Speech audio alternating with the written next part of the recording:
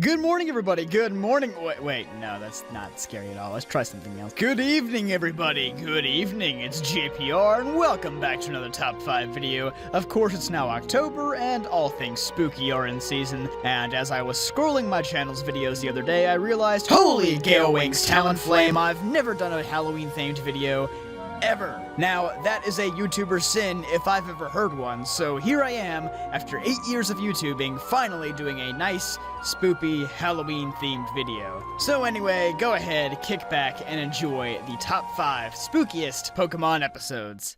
I'm sorry, that was mean. Number 5, Just Waiting on a Friend. Despite being lost in an ocean of endless filler, this episode still sticks out in my mind due to its very spooky nature. This episode is kind of similar to the Tower of Terror from Season 1, except instead of a bunch of ghost-type Pokemon harassing Ash and his friends, instead they're being trapped inside a mansion by a Ninetales and a mysterious woman named Lakoko.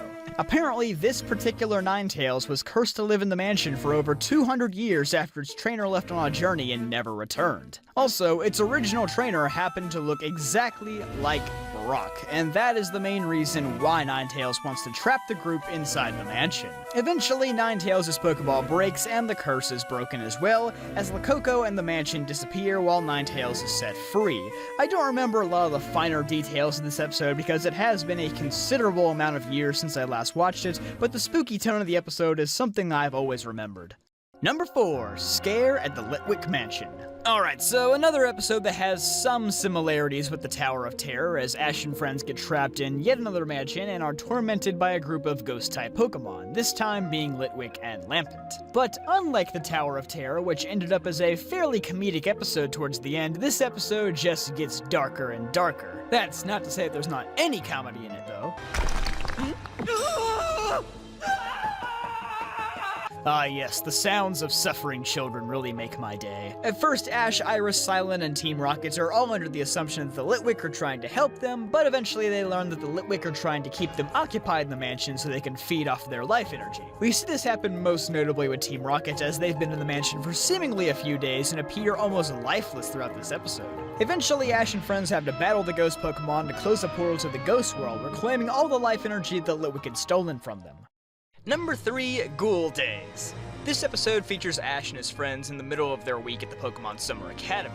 For this particular night, everyone has split into groups and find a special medal at the ruins in the middle of the forest. However, as each group explores the forest, they're all lured into dangerous situations by the ghost of a little girl. Dusknor, a Pokemon that lives in the forest, attempts to save the campers and battle the little girl, but because the Pokédex is a stereotyping piece of garbage that assumes that every Dusknor is evil, that's what all the campers are led to believe as well.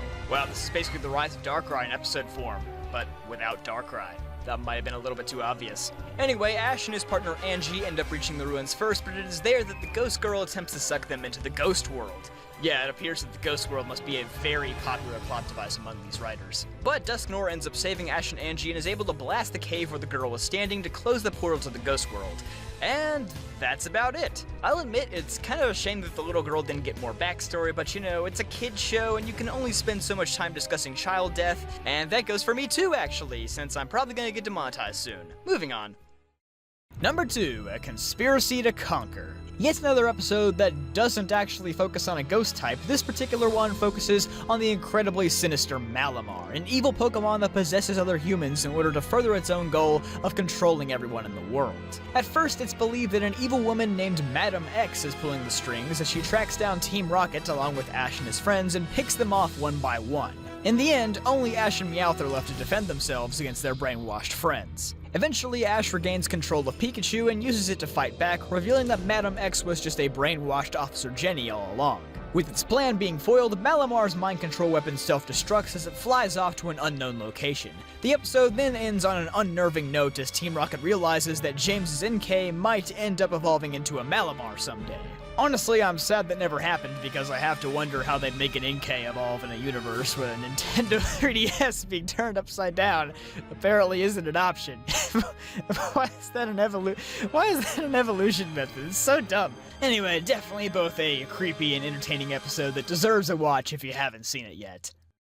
And number 1, the original spooky Pokemon episode, The Ghost of Maiden's Peak. I think what separates this episode from the others on this list is that for a majority of the episode, Ash and his friends believe that they are dealing with the ghost of an actual girl who died roughly 2,000 years ago. Which, at least in my opinion, seems a lot more scary than dealing with a mere ghost-type Pokemon. Anyway, in the middle of the night, the spirit of the Maiden ends up cursing both Brock and James, and the only way to stop the Maiden from returning for them every night is to fight her head-on. Eventually, the ghost's true identity is revealed to be a Ghastly that can talk for some reason.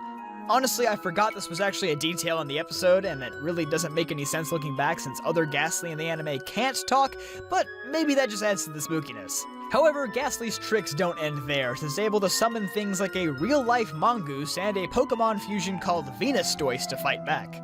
Oh, so that's where this website came from. What the ligma? Anyway, Ghastly ends up having to forfeit the battle because of the sunrise, making an ominous promise that the ghost of the Maiden would return again at next year's festival.